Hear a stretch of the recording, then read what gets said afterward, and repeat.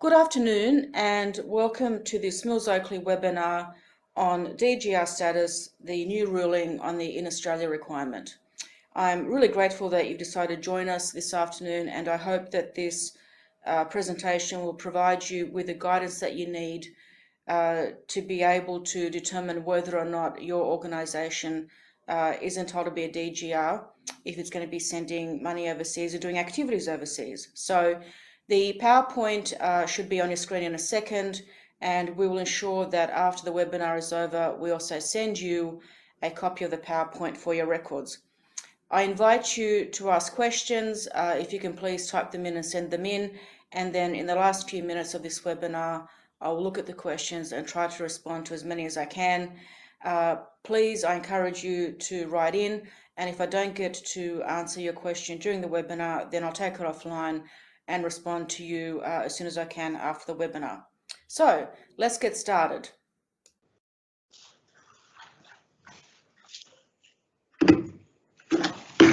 So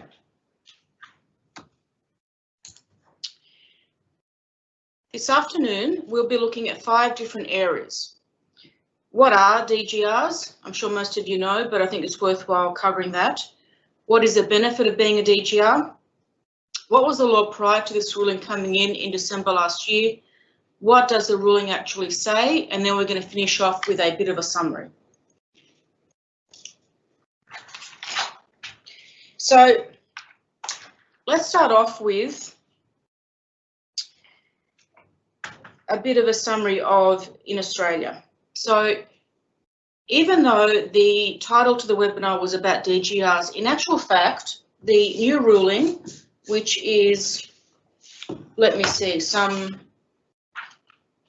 looks like about 30 pages, no, 25 pages long, doesn't just talk about DGRs, it also talks about income tax exempt entities and refunds of franking credits. So it explains what it means to be in Australia for DGRs, for income tax exempt entities, and for refunds of franking credits. I'm going to spend most of the time today on DGRs, but I'll also cover the other 2. What I want to make clear, however, is that I don't want you to think that if you satisfy the In Australia test, that you are automatically entitled to be a DGR. There are many, many other requirements, many other things you need to be aware of. So I think it's also important for me to explain to you what we're not going to be looking at this afternoon. We are not going to be looking at what sorts of donations are possible. So we're not going to be looking at donations above $2, different types of property, cars, artwork, and so on that can be donated. We're not going to be looking at the personal circumstances of the donor. So you obviously would appreciate that in order for a person to claim a tax deduction, that also depends on their own personal tax circumstances. We're not going to be looking at what is an eligible gift. There's a whole other ruling for that, which is 2005/13, which obviously has been around for 15 years. It is relatively long, but it's also important if you're operating a DGR to be aware of that ruling. That ruling talks about what sort of gifts are allowed to be tax deductible. So we're not talking about that this afternoon, but please make sure that you're aware of that. And if you have any questions about that ruling, obviously feel free to contact me. And we're also not going to be looking at all the different complex rules imposed by the tax office about running an event and what is deductible. So here I'm talking about running a charity dinner and a person buys a ticket for $200, but the actual dinner is worth $50, so they can only claim a tax deduction for $150. We're not going to go into that again. That is another set of rules. We are only looking at what is necessary to satisfy the In Australia test. So let's start with what is a DGR. A DGR is an organisation that can receive tax deductible donations. Whether or not you're a DGR is a decision made by the tax office. It is not the ACNC or any other regulator. The tax office is the only body in Australia that decides whether or not an organisation is a DGR. And just to repeat, whether or not, so if I make a donation of $1,000 to an organisation, the organisation may be a DGR, and that's fantastic. but whether or not I can claim a tax deduction also depends on my personal circumstances. If I'm not a resident of Australia, I cannot claim a tax deduction. If my income is less than $1,000, then obviously I can't claim the whole tax deduction. So please be aware when you're talking to your donors that although you may be a DGR, whether or not they can actually claim a deduction for the whole amount depends on their own personal situation. So in Australia, there are two different ways you can become a DGR. You either fit into one of the 50 plus categories of DGRs, or you're actually named in the Tax Act. So the 50 plus categories I'm talking about are PBIs, cultural organisations, scholarship funds, hospitals, what else can I think of? Environmental organisations and so on. There are 50 something categories of this. But if you cannot fit into the 50 categories, then if you want to be a DGR, you have to actually approach a member of parliament and convince them that you are so special that they should still make you a DGR, and if they do, the actual name of your organisation is mentioned in the Income Tax Assessment Act. So the ruling that came out in December, which is the ruling that I'm talking about during this webinar, applies to most of these DGRs, but not all of them. It applies to the 50-something categories. It applies to a few that are listed in the Act. But what you have to realise is that all of those have to be what we call Item 1 DGRs. Another thing you need to know, and I'm sure you do, is there are what we call Item 1 DGRs and Item 2 DGRs. Item 1 DGRs are the organisations that directly provide or are involved in directly providing services to the public. An Item 2 DGR only raises money to give to an Item 1 DGR. So typical Item 2 DGRs are PAFs, public ancillary funds or private ancillary funds. This ruling, which dictates what it means to be in Australia, only applies to Item 1 DGRs. So what you really need to do, if you're uncertain, is to go back and look into what sort of DGR your organisation is to work out, does this new ruling apply to you? What is the benefit of being a DGR? This is probably the easiest slide to explain in the whole webinar. It goes without saying, if you are a DGR, it's generally easier to fundraise because donors are more likely to make a donation if they can actually claim a tax deduction for the donation. Charities, generally which aren't DGRs, find that a little bit harder because when they ask for a donation from the public, they can't actually, it doesn't result in a tax deduction to that donor. What was the law before December 2019? The expression in Australia before December 2019 was much more narrowly interpreted. Prior to 2016, it was even more narrowly interpreted. In 2016, some changes came in.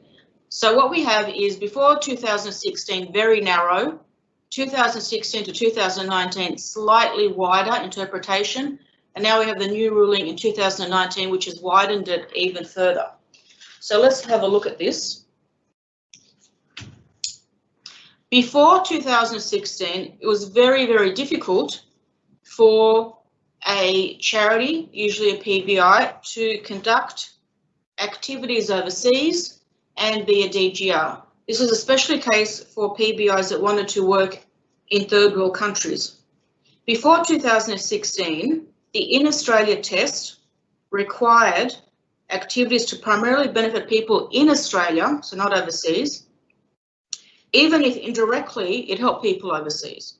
So before 2016, if an organisation wanted to do relief work in third world countries and be a DGR, they generally decided on being an overseas aid fund rather than a PBI. In 2016, sorry, let me explain. Over the years, we've had many different consultations and draft papers put out by Treasury about what in Australia should mean. And so we've been waiting for this new ruling that came out in December last year for a long time. And at some points in time, with some of the drafts that came out, it was really quite frightening for DGRs if they wanted to work in Australia, sorry, outside Australia. In 2016, the ATO put out a release where basically they changed in Australia to make it wider. And the change was that an organisation had to be established in Australia. So established and operating in Australia. So suddenly in 2016, if an organisation wanted to work overseas, especially in relief work, it was much easier for them to be a PBI and much better for them to be a PBI rather than an overseas aid fund. So we saw a lot of activity around 2016, and when an organisation approached us to say, Vera, we want to actually do some charity work overseas, there was no contest. It was much easier and much better for them to be a PBI than an overseas aid fund. Firstly, because it took a much shorter period of time to get the endorsement. To become an overseas aid fund easily took at least a year. The application process was much easier. You get an FBT exemption rather than a rebate, and you were much more unrestricted in the sorts of work you could do overseas, and then the countries you could work in were also not restricted. So many, many more PBIs were then created in 2016. However, there was still talk about we need to finalise what it means to be a DGR. So they issued this ruling. So what does the ruling say? This was issued on 18th of December 2019, so a bit of a Christmas present for all of us. This is legally binding. So prior to this ruling, the test in Australia was really just an interpretation or guidance by the tax office. It was never actually in the Act, really, and it wasn't in any ruling. So finally, they've actually issued a ruling. And this is what our webinar is about this afternoon. So this ruling interprets in Australia, as I said, for three different sorts of entities. Number one, what is the in Australia test for a DGR? Number two, what is the in Australia test to be income tax exempt as a charity or not-for-profit? And number three, it also explains what it means to be in Australia to receive refunds or franking credits. So let's start off with DGRs. So this new ruling now confirms what it means to be in Australia for a DGR. And as a consequence of the ruling, the in Australia test is now much more concerned with the location of the organisation instead of where its assets are, where its transactions are, or where its activities are. So it is much wider. So this is the crux of the webinar, right? If you wish to be, or you want to maintain your DGR status, to satisfy the in Australia test, you have to satisfy two different requirements, and you have to satisfy both of them, right? They're not multiple choice. Number one, you have to be established or legally recognised in Australia, and number two, you have to make operational or strategic decisions mainly in Australia. So let's break this down. These are the two requirements for DGR, so let's read them out again. Number one, the organisation must be established or legally recognised in Australia, and so we've got two requirements you have to satisfy. Number two, the organisation must make operational or strategic decisions mainly in Australia. So you can either make operational decisions or you can make strategic decisions, and they have to be mainly in Australia, not solely in Australia, mainly in Australia. So let's look at requirement one. Requirement one, just to repeat, says that your organisation has to be established or legally recognised in Australia. What does that mean? So I've given you a list there. To be registered in Australia means either you're a charity registered with the ACNC, so that will do, or you're a company registered with ASIC, or you have an ABN, or you're an incorporated association registered, say, in New South Wales with Fair Trading. So here are some examples. If you can tick off on any of those, then bang, you have satisfied requirement number one. So it's relatively easy to satisfy. Requirement two is a little bit different. Requirement two depends on whether you are a fund or an authority or an institution. So we're going to go through each of these. So let's start looking at these. Every not-for-profit in Australia is either a fund or an authority or an institution. So let me explain to you what each of these are and how the two requirements apply to be a DGR. So let's look at firstly funds. Now, you would have heard of a fund. There's no technical meaning. It really means that it's basically a bank account. It's an account that holds some money which has been set aside for a particular purpose, which is usually charitable. Let me give you some examples. A scholarship fund, a necessitous circumstances fund. If you are registered as an environmental organisation, you have to have a fund. If you are registered as a cultural organisation, you have to have a fund. So some DGR categories, and I go back to the 50 plus categories, some of them have a requirement to operate a fund. It's a special bank account into which you put all the money that you have received as donations and all the money you've earned on those donations, say interest in a bank account. That is generally kept aside in a separate fund, and that's what we mean here in this particular slide. Sorry, these slides keep running around. Right, so to satisfy requirement one, the fund has to be established by will or trust, which is settled in Australia. That means actually signed and set up in Australia. Or you can have a fund that's actually operated by another entity, and that entity is recognised in Australia. So let me give you an example. You can have a charity which does a number of things, and one of the things it does is promote culture. And it goes and sets up a fund, and the fund is then registered on the Register of Cultural Organisations.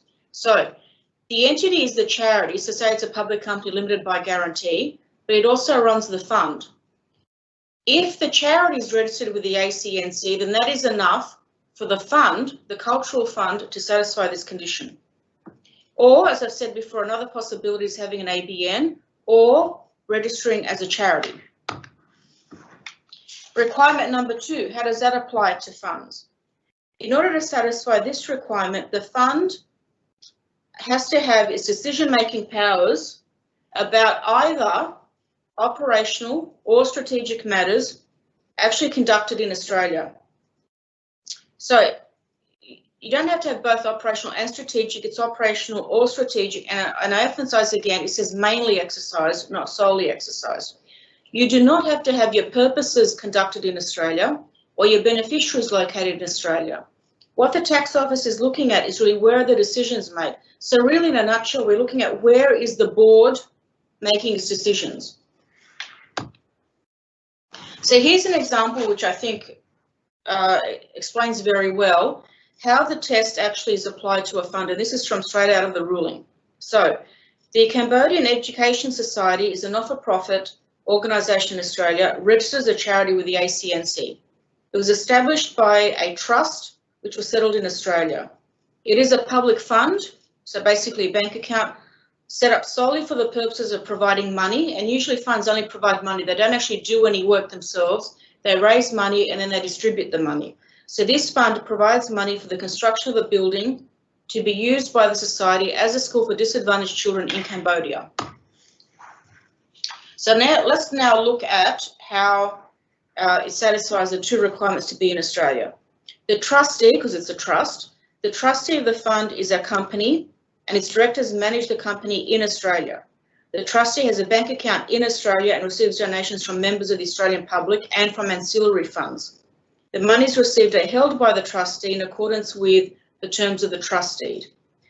Now, the conclusion by the tax office is that this public fund meets the DGR in Australia condition as it is established and legally recognised in Australia. Why? Because the trust was established in Australia and the trustee is also a company registered in Australia. Further, to satisfy requirement number 2, it's managed by way of decisions made in Australia. Now, this is a critical thing. It doesn't matter that the fund has purposes and beneficiaries located in Cambodia. It has no purposes in Australia, has no beneficiaries in Australia, they're all overseas, and yet it nevertheless satisfies the in Australia test for DGRs. Let's move on to the second type of organisation, which is an authority. The definition of authority is an agency or instrument of government that carries out a function in the public interest. It is usually satisfied by virtue of the fact that it is established by a state or territory government. So it's quite easy for an authority to satisfy both tests because it is recognised in Australia because it's set up by the Australian government, and it's has its decisions made in Australia because obviously the organisation set up by the Australian government is in Australia. So let's look at another example from the tax ruling. The Southern Abalone Authority is established by a state government to manage the abalone fishery in parts of the state. The SAA engages in research and development and investment on mitigating abalone-related diseases. The SAA funds its activities from research donations, grants, commercial licenses and policing fines. So it's an Australian government agency. It was set up by a state government. It satisfies the DGR in Australia condition as it is established by a state government in Australia. So it's got that legal recognition in Australia, and it executes a function in the public interest in Australia. The decisions are made in Australia. So it easily satisfies the two requirements of the in Australia test. Let's move on to the last one. Now, the last one is institutions, and I think most of your DGRs would be institutions. What is an institution? And the easiest way to really explain this is to compare it with a fund. I said to you a few slides ago, a fund is basically a bank account. People make donations into the fund, and then the people operating the fund decide how to spend that money. It is different from an institution. An institution actually conducts activities for the benefit of someone else. It's not just writing checks or distributing money. It's actually out meeting people, helping people. It's actually conducting those activities and achieving a not-for-profit or charitable purpose. So let's look at the two requirements. Requirement number one, the institution must have registration in Australia. And I've explained that this means either registered with the ACNC or having an ABN or registered as a company or any other type of registration. Requirement number two, we need to look at where are the decision-making powers mainly exercised. And here I'm usually talking about the board or the governing committee. And as I've said before, when looking at the decision-making powers, you can either look at purely operational or purely strategic. It doesn't have to be both, which makes it easier for you. So let's look at an example again from the ruling. The Neuromuscular Disease Foundation Australia is a company limited by guarantee. Now, automatically that should mean that it satisfies the first requirement because it is registered with ASIC. It's also registered as a health promotion charity by the ACNC, so again, it satisfies that first requirement. The NDFA has a charitable purpose of promoting the prevention of neuromuscular disease by raising public awareness of the disease and its causes. It's got sibling organisations in other countries, the UK, USA and Canada, and it works closely with a UK entity which acts on behalf of the other organisations. Now here it gets a little bit tricky. Most of the directors of the NDFA are ordinarily located in the UK, so not in Australia. The minority are based in Australia. Key strategic decisions concerning the NDFA are made at board meetings that are held twice a year by video conferencing, so it's not even physically happening in Australia. Each director has an equal vote. The activities require active day-to-day management. The Australian directors perform this function from an office in Sydney. Those directors apply their independent judgment to ensure the effective operation of the institution in accordance with the guidelines and decisions of the entire board. And as I've said, most of the board is in the UK. So let's look at, could this be a DGR in Australia? The tax office has said that this organisation would satisfy the in Australia condition. It is established and legally recognised in Australia, both under the Corporations Act as a company and the ACNC Act as a registered charity. So that is requirement number one. The NDFA also makes operational decisions in Australia, since the decision-making powers regarding operational matters are exercised in Australia. So it has satisfied requirement number two. If you go back to the previous slide, in the second point, you talked about strategic decisions. Now you'll see there, strategic decisions were made by video conferencing where most of the directors were in the UK. So it would have been very hard to satisfy that second requirement for strategic decisions. But because the small contingent of Australian directors nevertheless made operational decisions in Sydney for the activities in Australia, it is based on those operational decisions that the tax office has declared that this organisation would satisfy the test. So we finished with DGRs. Let's move on to income tax exempt entities and what the tax ruling has to say about in Australia. This is a different test. It's different from the DGR test that I just explained to you. This test for income tax exempt entities has two limbs, again, both of which have to be satisfied. The first one is the physical presence in Australia. The second one is they have to incur expenditure and pursue their objectives principally in Australia. As I've said, different from the DGR test and harder to satisfy than the DGR test. Here we've listed all the different income tax exempt entities in Australia. So if you fit into any one of these categories, you would be income tax exempt and you would have to satisfy the in Australia test. We start off with registered charities. Obviously they're income tax exempt. If you're not a registered charity and you're just a not-for-profit, then you have to satisfy the conditions attached to the other 1, 2, 3, 4, 5, 6, 7 categories. So if you're not in any of these categories, you would not be income tax exempt and you would not have to be concerned about the in Australia test. So let's look at the in Australia test as defined in this new ruling. The first one is the physical presence test. To be income tax exempt, you have to have a physical presence in Australia. This is satisfied if you employ assets or people to conduct your physical operations in Australia. So to explain further, you can be legally established in Australia or conduct your operations in Australia through a division, subdivision or branch. So what does that mean? You can either be set up as a separate entity in Australia, typically as a public company limited by guarantee, a trust or an incorporated association, or if your main headquarters are overseas, but the overseas entity has set up a division, subdivision or branch in Australia, then that division, subdivision or branch will satisfy this test. It is not enough to only have an agent in Australia. Some overseas entities, when they want to set up in Australia, they appoint an individual in Australia to be their agent, who then obviously is the main contact person in Australia. That is not enough. You've actually got to have some sort of physical presence, which means you've got to have at least, well, more than one person. You've got to have a group of people who at least represent a division, subdivision or branch in Australia. Requirement number 2, you must incur your expenditure and, so it's not or, it's and pursue your objectives principally in Australia. If you are partly operating in Australia and partly overseas, then focus on the Australian portion of the activities and silo that off and look at that in isolation and see whether that portion satisfies the in Australia test. What do we mean by principally? More than 50%. What does it mean to incur expenditure? Because you have to principally incur your expenditure in Australia. It means pay out money or have a liability to pay out money. There's got to be some connection between making the decision in Australia to pay the money and then paying that money out of an Australian source, such as a bank account. What does it mean to principally pursue your objectives in Australia, which you also have to satisfy? You need to look at where you are realising or fulfilling your purposes. If you are a fund, which means you're paying out money, are you making those distributions from an Australian source, so from an Australian bank account in Australia?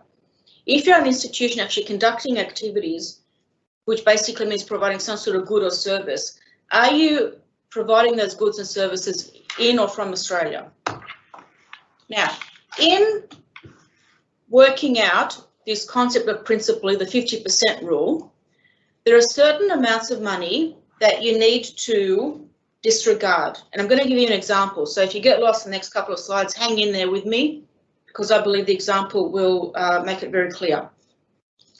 When you're working out if you satisfy the 50%, you ignore all the money that you have received as a gift, all the money you received as a government grant, and all the money you have received from a DGR that you actually operate. If you distribute any money that you have received from a gift, a government grant, or a DGR that you operate, you ignore that when working out the 50%. What do we mean by a gift? It just means your normal concept of a gift, such as a donation or money that you've raised from fundraising events such as raffles and dinners and so on. What do I mean by government grant? It means money that you receive from the government, regardless of whether or not the government said you've only got to spend that money on a particular purpose. But it can't be it's got to be a grant. A grant means a donation of sorts. It can't be money that the government's paying you to provide a service. So if you think of, for example, NDIS, where NDIA actually pays money, that is a fee for service. So that's not included. But if the government gives you a grant of, say, whatever it is, $10,000 to conduct research, then that can be disregarded and working out the 50%. What is not disregarded is money you receive from commercial activities, such as, say you run a conference and you charge a fee to attend. You can't include that as a disregarded amount. Say you get paid a sponsorship fee, that is not a disregarded amount. So it's only gifts, government grants, and money you receive from a DGR you operate. So let's look at this example from the ruling. This goes for 3 or 4 slides, but I think it very clearly explains how the disregarded amounts work. And I think that it's worth getting your head around this, because by applying the disregarded amounts, I'm telling you, it's much, much easier to satisfy the 50% principally test. So let's look at this example. The Vandelay Association is a charitable performing arts company established for the purpose of promoting Australian ballet. It's a registered charity with the ACNC, and it operates a fund listed on the Register of Cultural Organisations. The fund is known as the Vandelay Cultural Development Fund. So we have a charity which promotes ballet. Ballet is culture. So the charity went to the, forgotten the full name, the Department of Arts, and got approved as a registered cultural organisation. So it actually runs a fund, which we now know is a bank account of sorts, and into the fund are deposited donations made by the public. So it's a charity which runs a DGR fund. So while Vandelay can disregard amounts it receives from that fund, so say the fund gets $100,000 in donations, you don't include that when working out the 50%. It doesn't automatically satisfy the income tax exemption in Australia condition just because it operates the DGR fund. In order to satisfy the income tax exemption in Australia condition, it must look at its expenditure, it must look at where it pursues its objectives as they relate to its physical presence in Australia. So let's look at some very simple numbers. Vandelay keeps records that clearly indicate the sources of its income and how it uses the funds. In the 2019 income year, Vandelay's income of $150,000 was comprised of the following. So investments of $13,000, performance fees of $50,000. So this is obviously money that people pay to see a performance of ballet. Distributions from the DGR fund of $75,000 and a conditional government grant of $12,000. The grant is provided on the condition that the funds are spent only on ballet performances occurring in Australia, which is interesting. In that same year, this is how Vandelay spent its money.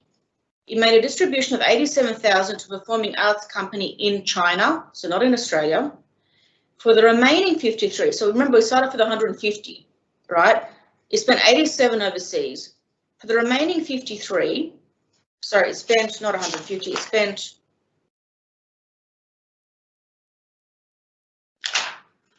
I'll work that out. Of the remaining 53, it spent on organising performances in Australia. There we go, and we had 10,000 left in reserve. So let me clarify. It received 150. It spent 87 plus 53, which to do my math is 140, and then you had 10,000 left over, which it held in reserve. The 53,000 amount includes 3,000, which was spent on sending a performer on a 10-day intensive training course in Asia in preparation for Australian performances. So even in the 53,000 is spent on performances in Australia, of that 3,000 was spent sending someone overseas on a training course.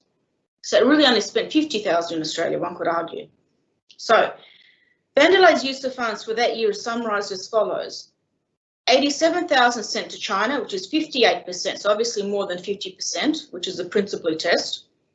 It spent 53,000 on Australian performances, that's 35%, and reserves of 10,000, which is 7%.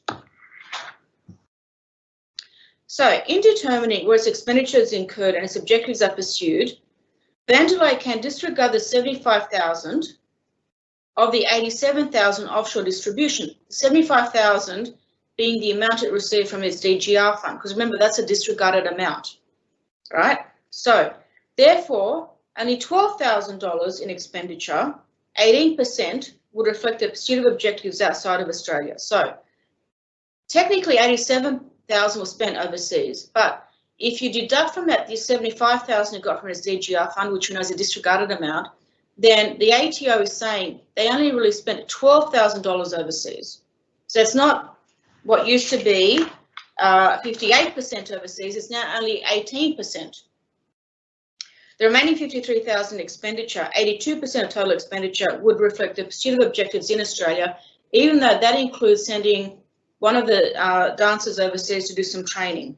So in the absence of further information, the ATO is saying that Vandelay would satisfy the in Australia test of incurring its expenditure and pursuing its objectives principally in Australia. And it does that by virtue of disregarding the money that it received through the DGR fund. One final comment here, and this is something that's new in the ruling. If you are a DGR and you are income tax exempt, and I've said to you before, the DGR in Australia test is much easier to satisfy than the income tax exempt in Australia test. And the ruling is saying, if you satisfy the easier test, the DGR test, then it's automatically assumed that you satisfy the income tax exemption in Australia test. So by satisfying one, they say that you're automatically satisfying the other, which again makes it easier for you. You don't need to try to establish that you satisfy both tests. Now, the third thing that the ruling talks about, which I mentioned before, is the refund of franking credits. I've got here the two elements of the in Australia test for the refund of franking credits. You'll see that they're exactly the same as the test for income tax exempt entities, so I won't explain all that all over again. The same test applies. So if you're a registered charity or a DGR, you are entitled to a refund of franking credits if you satisfy those two limbs of the in Australia test, which is the same as the income tax exempt in Australia test. So let us conclude, and then we're going to open up to some questions. In summary, we now have a new ruling. The new ruling finally explains in a legally binding fashion what it means to be in Australia to be a DGR, what it means to be in Australia to be income tax exempt, and what it means to be in Australia to be able to refunds of franking credits. The DGR test is the easiest to satisfy. The in Australia test for income tax exempt entities and refunds of franking credits is somewhat harder to satisfy. But the benefit of the ruling is that we finally have some clarity around all three of those tests, so there's less confusion, hopefully. Plus, it says, as I mentioned a couple of slides ago, if you satisfy the DGR test, then automatically you satisfy the other two tests. Now, just a brief list of things that are on the horizon for DGR, some reforms that have been discussed now for a long, long time, and there has been some confusion as to whether they're still going ahead and when they're going to go ahead. So I've listed them there for you. They are still going to happen. The first one is non-government DGRs will have to register as charities with the ACNC or be operated by a registered charity. Obviously, government DGRs can't register because you can't be run by the government and a charity. So all non-government DGRs will automatically go across to the ACNC and the ACNC will then review them all. The second one is the 4 DGR registers currently administered by government departments will be now run by the ACNC to abolish duplicate reporting. The 4 registers are, off the top of my head, cultural organisations, environmental organisations, harm prevention organisations, and overseas aid funds. Number 3, certain public fund requirements will be abolished. What do we mean here? Currently for DGR is endorsed in 2 categories, both of which require a public fund to be maintained. At the moment have to run 2 public funds. The purpose of the reform is that it'll be possible to maintain only one public fund for both endorsements. That is a single bank account and a single governing document, so long as it can separately account for the funds for each of the DGR endorsements. So that'll be a relief. Next thing, men's and women's sheds will be eligible for DGR status. And finally, organisations promoting Indigenous languages are now also eligible for DGR status. We spoke to Treasury this morning about the status of these reforms. They said they're still happening, but obviously with COVID-19 there's been delays. It's looking as if those will come into force in the second half of this calendar year. And finally, one last comment before we move to questions. You would have heard that the ACNC has now started a formal review of charities. They've decided they're going to start with PBIs. They're going to formally review around 500 PBIs, which are registered with them as charities. They're going to select the 500 based on what they think is some sort of unusual characteristic about the charity or something they've picked up in the AIS. This should have already started, or was about to start in a few weeks. That again has been delayed by COVID-19, and the ACNC, the latest we've heard, is that the first that these 500 PBIs will hear from the ACNC will be at the end of August 2020. All right, so now we're going to, we've got about 15 minutes, we're going to move across to questions. So what questions do we have, Ariane? So we have one question from Ian. I think this question will depend, we might need a bit more context for it. If a merger occurs with one association that isn't a DGR, can the other claim? I would assume that the other association has got DGR status. If you're looking at merging two organisations and one has DGR and one doesn't, you've then got to carry out an assessment of what the merged organisation is going to look like. So the combination of all the employees, the assets, the funds and so on, and conduct an analysis of that organisation to see whether that will satisfy the DGR test.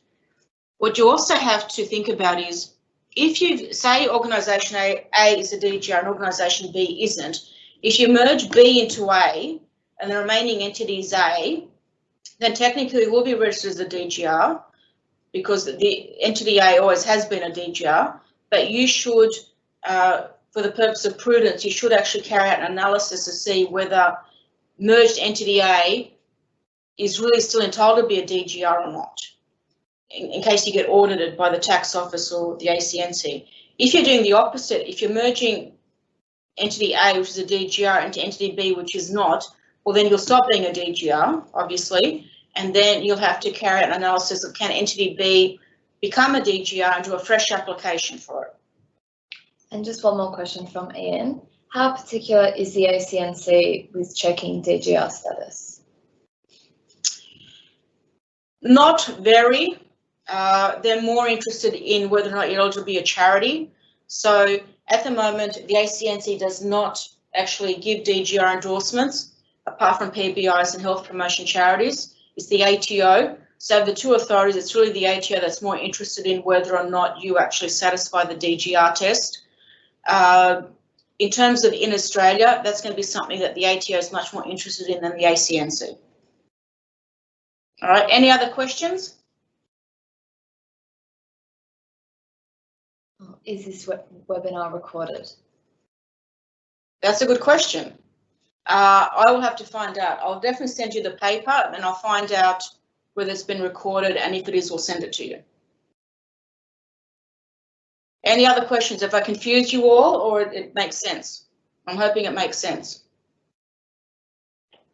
I'm hoping, if nothing else, that the tax ruling has given you some clarity around the extent to which you can do things overseas, and it gives you some hope because it'll now be much easier to do things overseas than what it was before December 2019. Oh, here we go, we've got something else. Yeah, I'm not too sure if this will be answerable just now, but can we rely on this ruling for determining eligibility for the JobKeeper payments, which requires a NFP charity to pursue its objectives principally in Australia? I don't know whether the legislation for JobKeeper references this particular tax ruling. we haven't seen any reference to this tax ruling. So at this point, I would say no. I would think that if they gave you a hard time about the JobKeeper payments, you should at least come forward with the fact that you satisfy this particular tax ruling. It may help you in your arguments, but we've seen no connection yet between this tax ruling and the JobKeeper legislation. No other questions?